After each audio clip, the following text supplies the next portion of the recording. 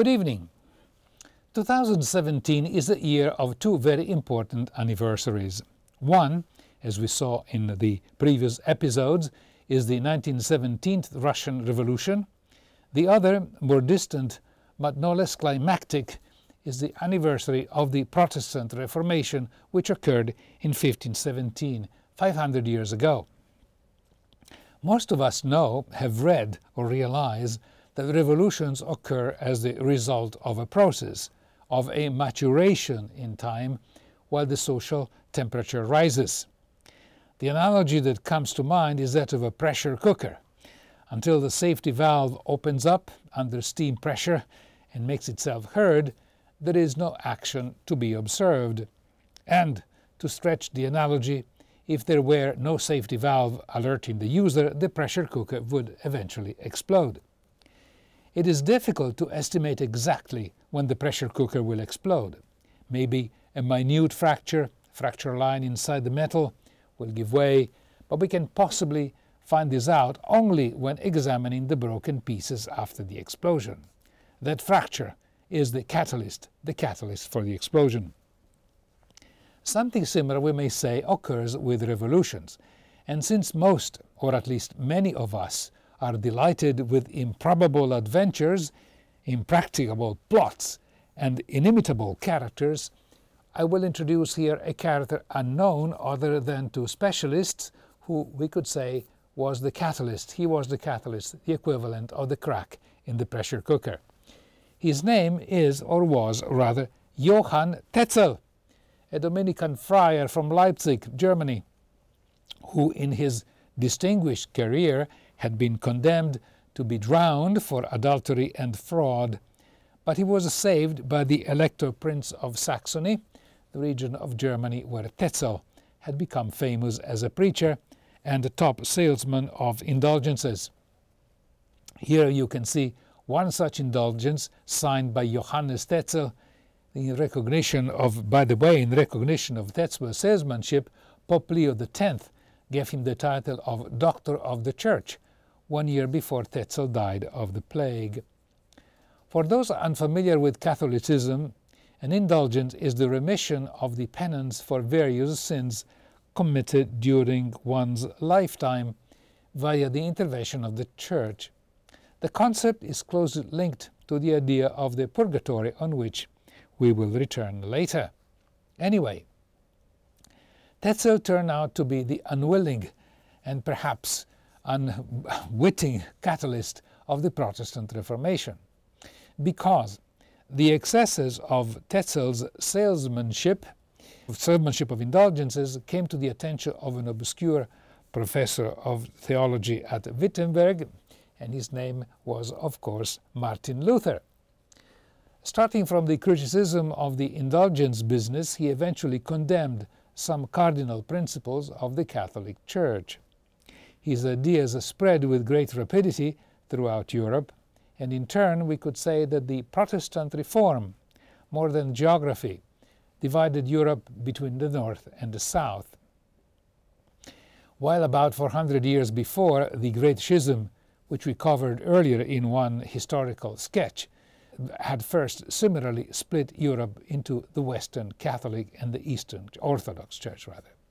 As I said, the Purgatory is an exquisitely Catholic innovation which, based on what we know, came officially into being between 1150 and 1170 AD, though the idea has a long history.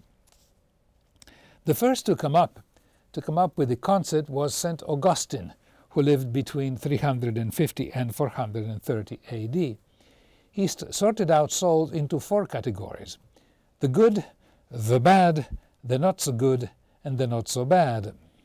For the not so good and the not so bad there was hope. They could expiate their sins with penances during their lifetime and in a temporary fire in the afterlife, though the time spent burning could be reduced by the prayers of those still alive. However, in the 12th century, the word purgatory, from an adjective, as in purgatory status, became a substantive, a name, endowed with physical properties such as, for example, an actual geographical location. In the instance, most believers placed the purgatory inside the Etna volcano in Sicily, evicting the Greek god Vulcan, who had inhabited Etna since the time of Homer and the Greeks. Dante Alighieri, the Shakespeare of Italy, dedicates to the purgatory one of the three sections of his major work, the Divine Comedy. The great theologian Thomas Aquinas confirmed that prayers by relatives and friends can reduce the time spent in purgatory by dead souls and can even cancel out the penance altogether. Gradually, from theological speculation, purgatory becomes officially accepted at large as the real thing, with scores of itinerant preachers embroidering their sermons with terrifying descriptions of apparitions of dead souls, describing harrowing pain suffered in purgatory and requesting prayers and alms. Then, in 1254, Pope Innocent IV confirmed the existence of purgatory in opposition to the Orthodox, who denied it. And finally, in the year 1300, Pope Boniface VIII, whom Dante unceremoniously confines to hell, launched the first jubilee, granting plenary indulgence, meaning no purgatory, to all those who undertook a pilgrimage to Rome, even those who died during or after the trip. The Jubilee was the triggering event for the beginning of mass marketing of indulgences in exchange for financial contributions, which means that the purgatory became a kind of waiting room for the kingdom of heaven, while the indulgences were effectively an insurance for the afterlife or the afterworld. The idea had an immediate success, for masses at large, then as now, are naturally acquiescent, and their credulity is eager for wonders. The popularity of indulgences was already great earlier on. Earlier on the 4th century, Lateran Council established a limit for the length of the indulgences, a maximum of 40 days, and only the Pope could grant a plenary indulgence, the remission of all sins. However, between the 13th and the 16th century, indulgences, besides being a source of what we could call psychological consolation for the earthlings still alive, became an important source of revenue for the Church. The instrument, if we can so call it, the instrument of the indulgence came to be known as a letter of indulgence, as I showed before, and they could be delivered by local church authorities. Then, in 1476, Pope Sixtus IV extended the sale of indulgences not only to direct buyers, but they could acquire them in the name of third parties. And this led to a great boost in sales. Giving it a strong contribution was also an army of preachers who gave dramatic presentations of what today we could call case studies, including messages received directly from souls in purgatory, tales of grateful souls thanking relatives through the preacher for having alleviated their pains through the purchased indulgences. But there was a problem. The net worth of the enterprise could not be even approximately calculated.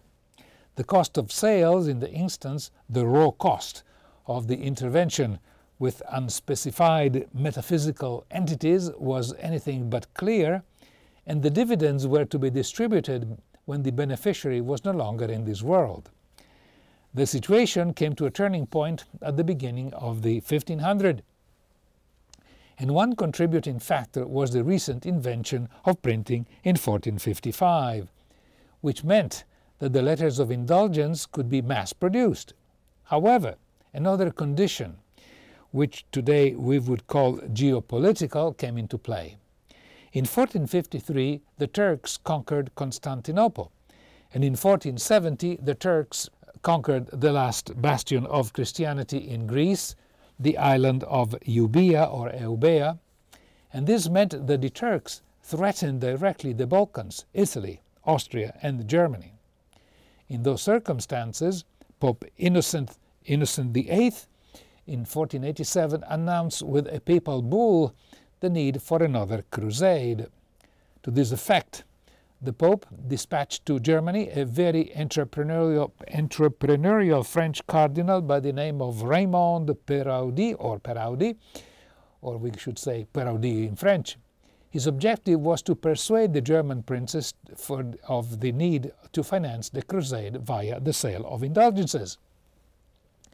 And this he tried to do in a session of the Diet of Frankfurt. By the way, a diet was the name the German princes gave to their assemblies. But the princes were not convinced. Nevertheless, Cardinal Peraudi launched 3 sales campaigns through the whole of Germany. The agreement with the local churches was that 1/3 of the income would go to the local church and the rest to Rome. The sales campaign was very successful, with hundreds of thousands of indulgences sold. And as said, Peraudi had excellent marketing skills. He even set up a system whereby the price of the indulgence was commensurate with the income of the buyer. And in the circumstances, as we may expect, the buyer had no interest in lying, because that would cancel the benefit of the indulgences if he broke the 8th commandment. Cardinal Peraudi died in 1505, but the funds collected between 1503 and 1519 financed, among other things, a war against the Tartars, who had reached the Baltic region after invading Russia. Then, in 1515, Pope Leo X decided to finance with the indulgences the construction of the St. Peter Basilica in Rome, or rather, to finance its completion, as it had been started by his predecessor, Pope Julius II. This is perhaps the point when the marketing campaign went really sour, and what we could call the intelligentsia of the time realized that indulgences had little to do with penance and much to do with profit. In truth, the reaction was nothing new. Already in the 13th century, the Franciscan monk Berthold of Ratisbon, Germany, labeled the friars that preached the indulgences as servants of Satan. And Erasmus, the famous Erasmus of Rotterdam, though he remained a Catholic, had protested against what he called the shameless traffic of indulgences. One of the preachers against the sale of indulgences, was Johann von Staupnitz, Vicar General of the Augustinian friars in Germany.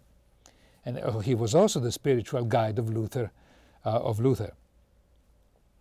At the beginning of this counter-campaign, we may call it, the provost of the Cathedral of Würzburg, Dietrich Morung, had dared to question the power of the Pope to intervene in the purgatory, and for this, in 1489, he was arrested on order of the marketing Cardinal Peraudi. He was excommunicated, spent 8 years in prison, and was freed after having abjured his heretical views on the issue. But it wasn't just some scrupulous members of the Church who were complaining. The Elector princes of Germany had started complaining as early as 1456, issuing a list of grievances about the business of the indulgences, given the Latin name Centum Gravamina Teutonice Nationis, 100 complaints of the German nation. At that stage there was still no intention, at least on the part of the German princes, to split the Church. In any event, Rome disregarded the complaint.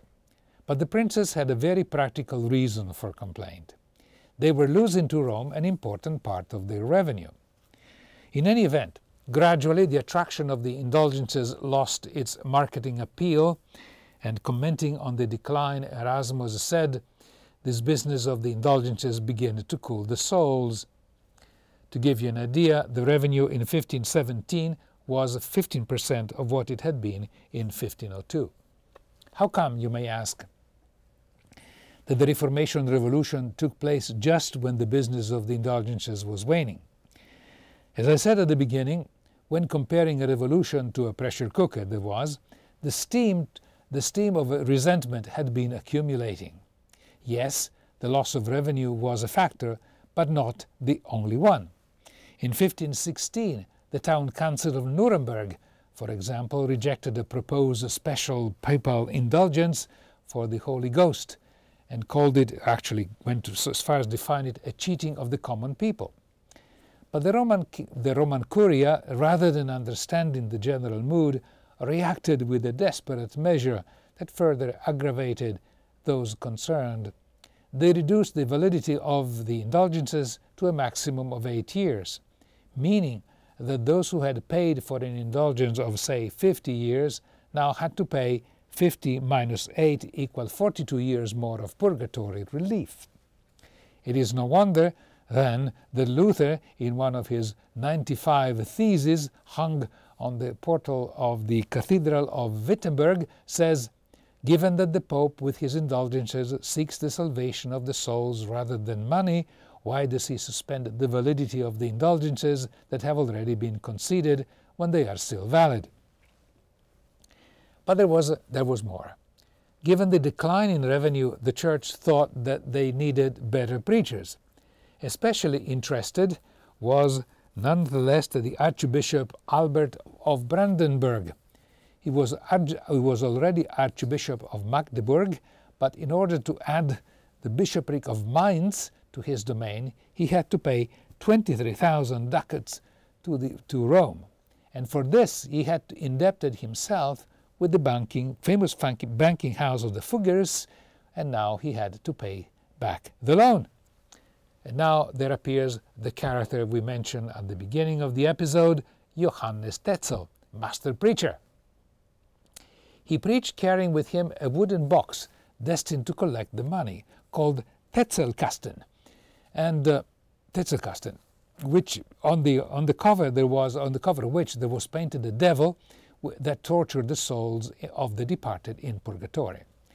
Tetzel described in horrid details all the sufferings of the dead relatives of the audience and told them what the souls had told him. To increase the revenue, he even sold indulgences for sins not yet committed. And Tetzel himself did not preach in Wittenberg, Luther's residence, because the local prince, Frederick the Wise, did not allow him, but many, on the other hand, many traveled from Wittenberg to Magdeburg to buy the indulgences from Tetzel. Back in Wittenberg, they showed the indulgences that they bought to Luther, the brethren, and this was finally what stirred Luther into action. He had already been in Rome in 1510 and was poorly impressed by the standards of the Roman clergy. And after extensive consultation of the Bible, of St. Augustine and other sources, he concluded that what counts in life is the will of God and man can do nothing about it. While in Rome, he had actually bought an indulgence for his grandfather, but he rejected the action of preachers like Johann Tetzel. Tradition says that on October 31st, 1517, Luther affixed to the portal of Wittenberg Cathedral the famous 95 Theses, a fact that had immediate favorable reverberation all across Germany. Luther did not intend to split the Church. He considered himself a devout Catholic who wished to question certain abuses by the ecclesiastical authorities. And soon after his thesis went public, he tried to convince the Archbishop Albert from Brandenburg to stop the questionable Johann Tetzel from selling these indulgences. But the Archbishop needed Tetzel to pay his debt to the Fuggers. In turn, Tetzel published a pamphlet in 1518 defending the business of the indulgences. This pamphlet had a high circulation in Germany, which contributed to give to the debate an national exposure. Circumstances made Luther famous and dangerous. The Prince-Elector Frederick the Wise, though he remained a Catholic, protected and guaranteed Luther's physical safety. Another character associated with Luther in the Reformation was Philip Melanchthon. He was a scholar who drafted the first document sanctioning the Protestant faith and also established a new education system different from the Church of Rome. Luther used to say, "My task is to uproot and sanitize, Melanchthon follows me to plant the seeds." Still, Rome would not budge. For the Pope, Leo X, Wittenberg was a small town in the remote corner of Germany. But given the growing controversy, he assigned a theologian to study the question in 1518. His name was Sylvester Mazzolini, a theologian as well as an astronomer, of whom you see here one of his books. The theologian's verdict was clear. He who questioned the indulgences was a heretic. In the same year, 1518, the Pope sent Cardinal Vaio to Augsburg and commanded Luther to come to the city and meet the cardinal. Luther came prepared for a debate, but Cardinal Vaio sternly commanded Luther to give up all this nonsense of his theses, his protests, etc. Luther refused, and in a public debate he admitted that his position was similar to the previous protesters John Wycliffe and Johann Huss, who had been burned at the stake less than 200 years before in similar circumstances. Then, in 1519, the Pope issued an encyclical, a bull, against the errors of Luther and his followers, giving Luther an ultimatum to burn within 2 months all his theses, pamphlets and other writings on the subject. Luther waited 2 months before publicly burning all the bull outside the walls of Wittenberg.